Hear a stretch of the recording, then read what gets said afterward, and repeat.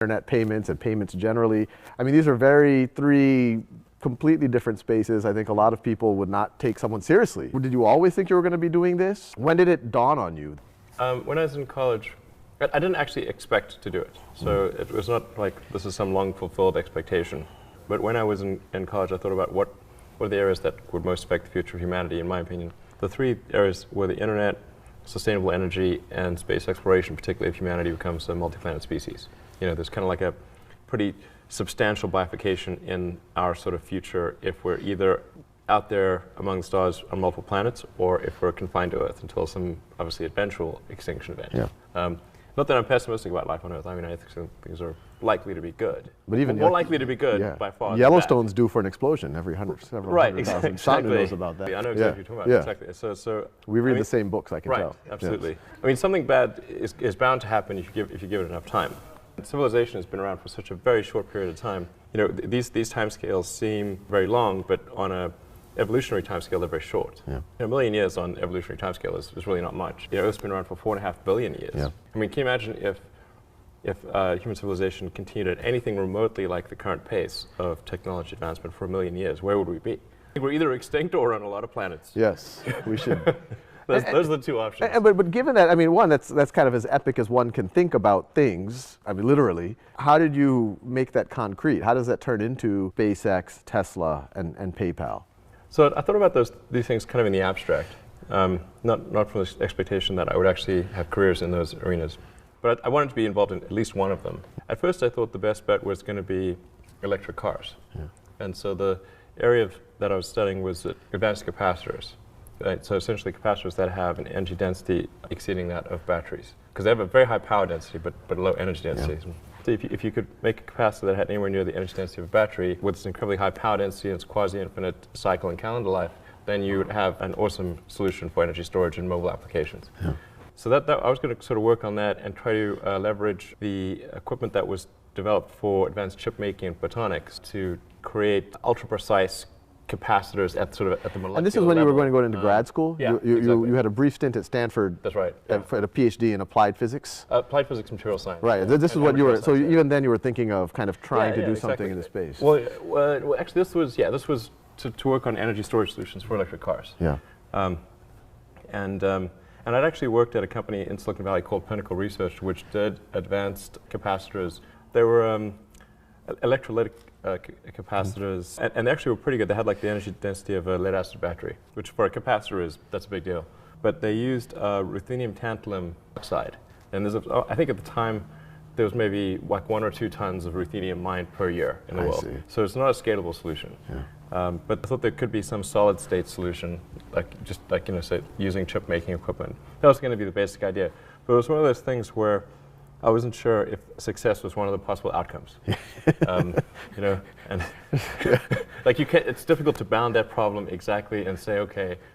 So you're saying I felt like this was a destined failure is another way to parse that sentence. But anyway, so. No, I didn't think it would fail, but I wasn't sure that success was a possibility. Okay, yes. And generally it's desirable to figure out if success is at least one of the possibilities. Right, exactly. Because for sure failure is one of the possibilities. Yes. But ideally you want to try to bracket it and say success is in the envelope of outcomes. Yeah. And I wasn't quite sure if that was the case. I mean, I think success on an academic level would have been quite likely. It could have been one of those outcomes where you add some leaves to the tree of knowledge. Yeah. Okay. Yeah. And that leaf is, nope, it's not possible. Right. Like, right. There goes 7 years of my life. So that was one path, and I was prepared to do that. But then the internet came along, and I was like, okay, the internet. I'm pretty sure success is one of the possible outcomes, and it seemed like I could either do a PhD and watch the internet happen, or I could participate and help build it in some fashion. Like I just couldn't stand the idea of watching it happen. Yeah, yeah. So so I decided to put things on hold and start an internet company. We worked on like publishing software, maps and directions, Yellow Pages, kind of things. We had as investors and customers the media companies, so like New York Times, Knight Ridder, Hearst. And this was just at the early stages. I mean, this was like late 95. 95. Oh, so it's really early stages. That's really out the gate. Yeah. Yeah, absolutely. Yeah. the reason we worked with the media companies is because we knew they had money. Like there was no advertising money in '95. Right, right. In fact, the idea of advertising the internet seemed like a ridiculous thing to people. Obviously not so ridiculous anymore, but at the time it seemed like a very unlikely proposition. And a lot of the media companies weren't even sure that they should be online. Right. Like what's the point of that? Yeah. And did y'all think that PayPal was just going to be a simple little internet way to, or do you think it was going to turn into the major kind of transaction processing engine that it is right now? I didn't expect PayPal's growth rate to be what it was. Yeah. So, and that actually created major problems. So we started PayPal on University Avenue. Oh. Yeah. After the first month or so of the website being active, we had 100,000 customers. Really? Wow, I didn't realize it was. Yeah, it was nutty. Oh, wow. And how did it start? How did people just even know to use it? And I mean, obviously, both buyer and seller have to be involved. We started off first by offering people $20 if they opened an account, and $20 if they referred anyone. And then we dropped it to $10, and then we dropped it to $5. As the network got bigger and bigger, the value of the network itself exceeded any carrot that we could offer. So how much money did y'all spend with that kind of $5, $10, $20 incentive to get that critical mass going? That was a fair amount. I think it was probably $60 or $70 million. Oh, wow, okay, so it was a Yeah, substantial. Oh, okay, so we're not talking peanuts here. Yeah, this is. Yeah, it depends on your relative scale. Yeah, it's a peanut to Google. Yes, no, that's right, that's right. Here's a peanut. Yes. Google's got 50 billion, Apple's got, I don't know, 150 billion, some crazy amount of money. Wow, That's just cash. Yeah, That's 0.1% of Google's. That's true. You're right. That's inexpensive. It's relative to them, it's pretty inexpensive. Yeah, well, that's right. And then we did a bunch of things to decrease the friction because it's like bacteria in a petri dish. Yeah. What you want to do is try to have one customer generate like 2 customers. Yeah. Okay, or something like that. Maybe 3 customers ideally, and then you want that to happen really fast. And you could probably model it just like bacteria growth in a petri dish, like, and it'll just it'll expand very quickly until it hits the sides of the petri dish. And it just slows down. Actually, I mean, the origin of PayPal is, or rather, SpaceX is that I was trying to figure out why that we had not sent any people to Mars, because the obvious next step after Apollo was to send people to Mars. So. But what in fact happened was that we sent a few people to the moon, and then we didn't send anyone after that to the moon or Mars or anything. But if you'd asked people in 1969, what would 2013 look like? They would have said there'll be a base on the moon.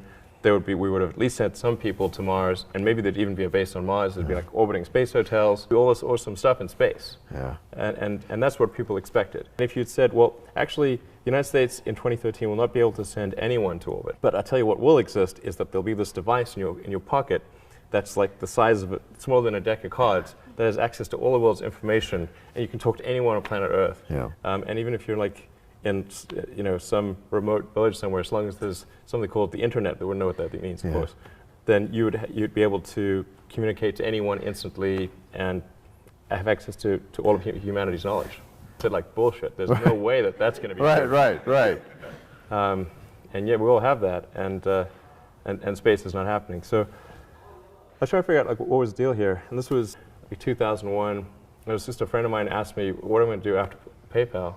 And I said, well, I've always been interested in space, but I don't think there's anything that an individual could do in space because it's the province of government, and usually large government. Yeah.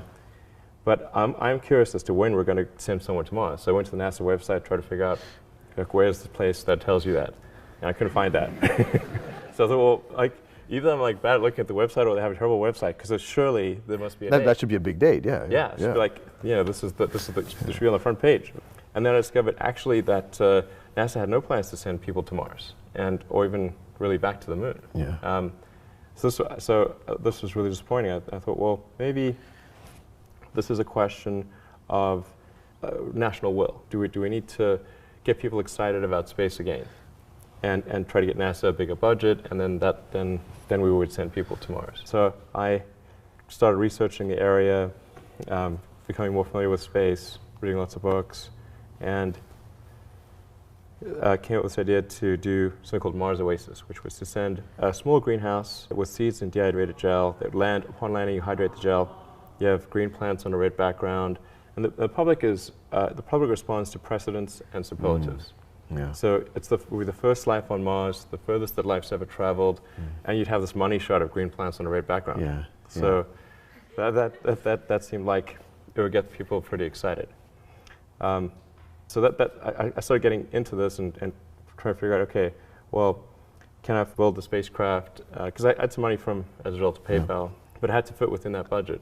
And I figured we had to do 2 missions because if we only did one and it failed, then it might have like the opposite effect. But you were willing to bet the farm, so to speak, on this. Yeah, I figured like I was willing to spend half the money that I got from PayPal with no expectation of return. Right.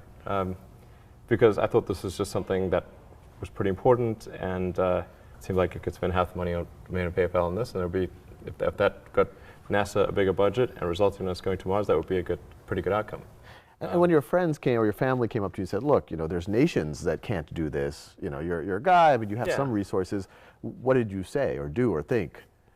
Well, so I had a lot of friends of mine try to talk me out of starting a rocket company because they thought it was crazy, and one friend of mine made me watch a video of rockets blowing up. And you know, there were just lots of people that thought it was a really crazy idea, and there was some people that had tried to start rocket companies, not succeeded, and they tried to talk me out of it. And but the thing is that the premise for talking me out of it was, well, we think you're going to lose the money that you invest. And I was like, well, that was my expectation anyway, so I don't really mind if I lose.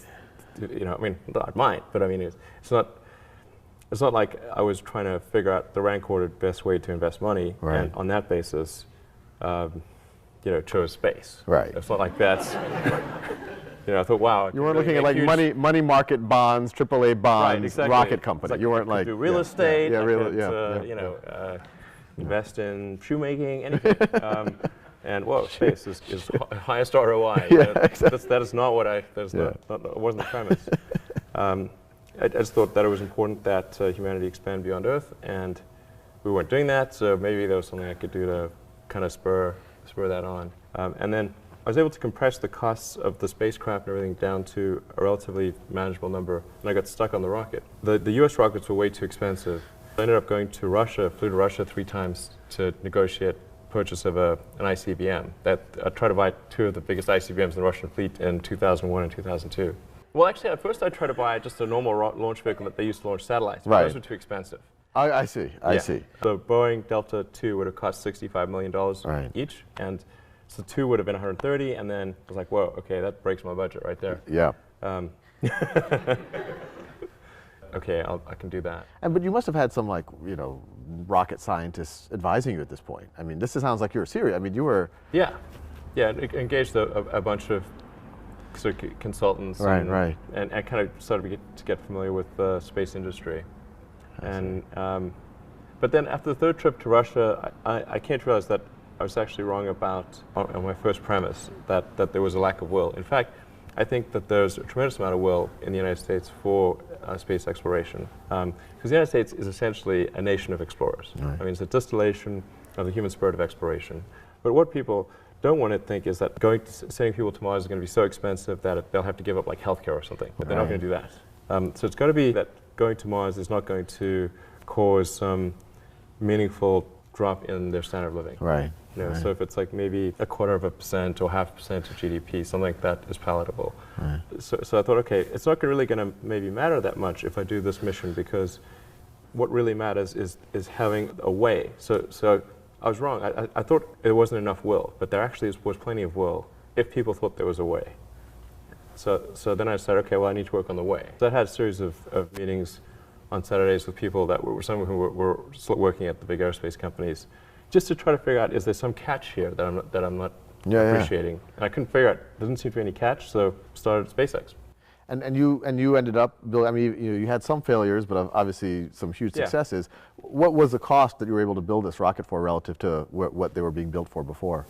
For the Falcon 1, which is the first rocket we built, and the first 3 flights did not make it. In fact, I mean, we got sort of progressively further, but like the first rocket came and landed maybe a couple hundred yards away from the launch site, and tiny fragments.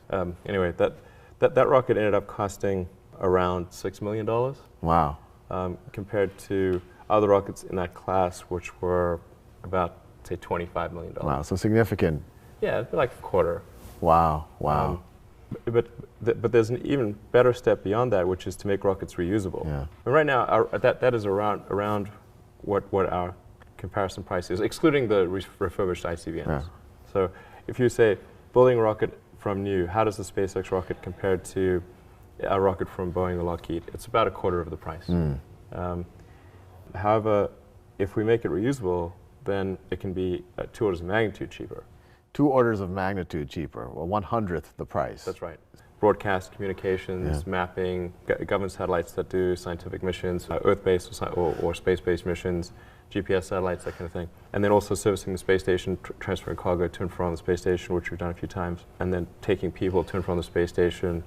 So we've got to service the Earth-based needs to launch satellites, and that pays the bills. Yeah. But in doing that, keep improving the technology to the point where we can make full reusability work, and we have sufficient scale and sophistication to be able to take people to Mars. Wow. You know, this is something that GM and Toyota and these massive multi-billion-dollar organizations have been trying. You know, what gave you the confidence to kind of pursue it? And now that it seems to be a huge success, where do you think this industry is going to be in the next 5-10 years?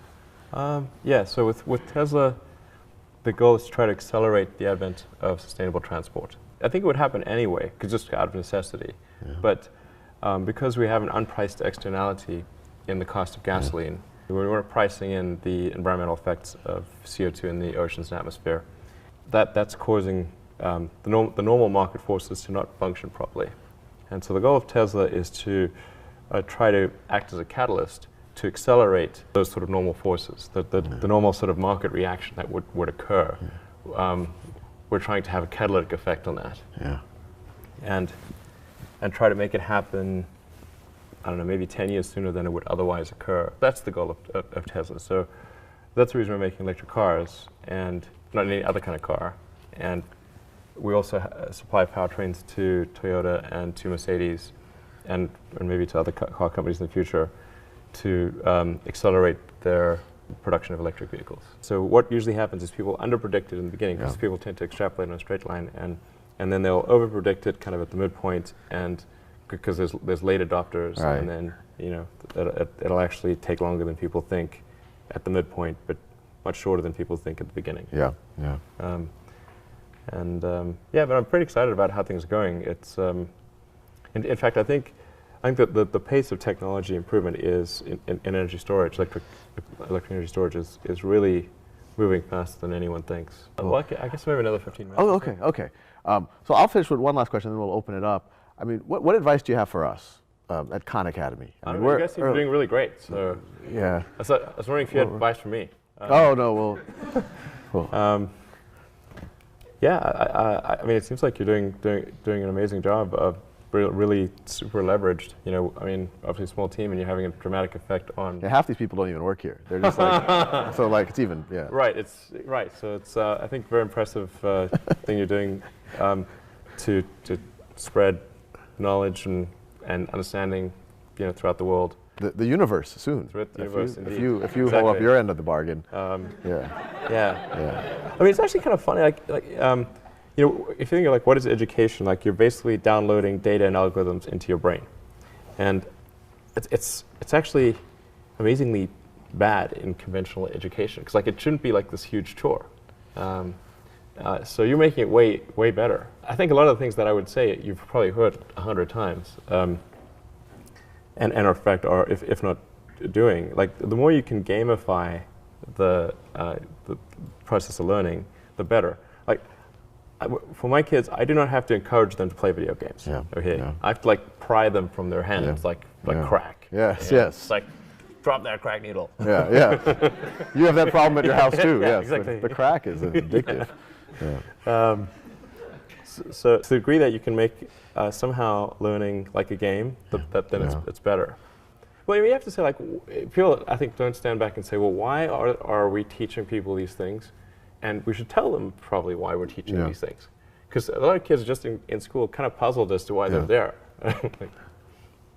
And I think if you can explain the why of things, then that makes a huge difference to people's motivation. Yeah. Then they understand purpose. Yeah. So I think that's pretty important, and just make it entertaining. But I think just in general, like conventional education should be massively overhauled, and I'm sure you very much agree with that. But yeah. The short-term, money coming in, or I don't know, investors. Unfortunately, one does have to be focused on the short term and money coming in when creating a company, because otherwise the company will die. So I think that a lot of times people think like creating a company is going to be fun. I would say it's not. It's really not that fun. I mean, there are periods of fun, and there are periods of where it's just awful. And particularly if you're the CEO of the company, you actually have a distillation of all the worst problems in the company. There's no point in spending your time on things that are going right. So you only spend your time on things that are going wrong. And there are things that are going wrong that other people can't take care of. So you have like the worst.